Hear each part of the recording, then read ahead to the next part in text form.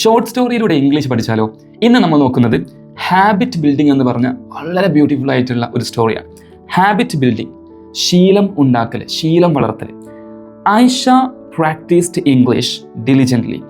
ആയിഷ വളരെ ശ്രദ്ധയോടുകൂടെ English practice ചെയ്തു. എങ്ങനെ? By reading short stories every night. എല്ലാ ദിവസവും രാത്രി ഷോർട്ട് സ്റ്റോറീസ് വായിച്ചുകൊണ്ട് ആയിഷ വളരെ ശ്രദ്ധയോടുകൂടെ ഇംഗ്ലീഷ് പ്രാക്ടീസ് ചെയ്തു. She didn't rush. അവൾ തിരക്ക് കൂട്ടിയില്ല കേട്ടോ, തിരക്ക് കൂട്ടിയില്ല, മെല്ലെ മെല്ലെ പഠിച്ചു പോയതാണ്. She didn't rush but chose to stick to her routine. പക്ഷേ അവൾ തിരക്ക് കൂട്ടിയില്ല, എന്നാൽ അവളുടെ റൂട്ടീൻ ഉണ്ടല്ലോ, അവൾ എന്നും ചെയ്യുന്ന കാര്യങ്ങൾ അത് സ്ഥിരതയോടുകൂടെ ചെയ്യാൻ വേണ്ടിയിട്ട് അതിൽ ഉറച്ചു നിന്ന്. വിതൗട്ട് പ്രഷറൊന്നുമില്ലാതെ she learned that slow and steady wins the race. പ്രഷറൊന്നും കൂടാതെ അവൾക്കൊരു കാര്യം മനസ്സിലായി, അവൾ പഠിച്ചു. എന്ത്? Slow and steady wins the raise.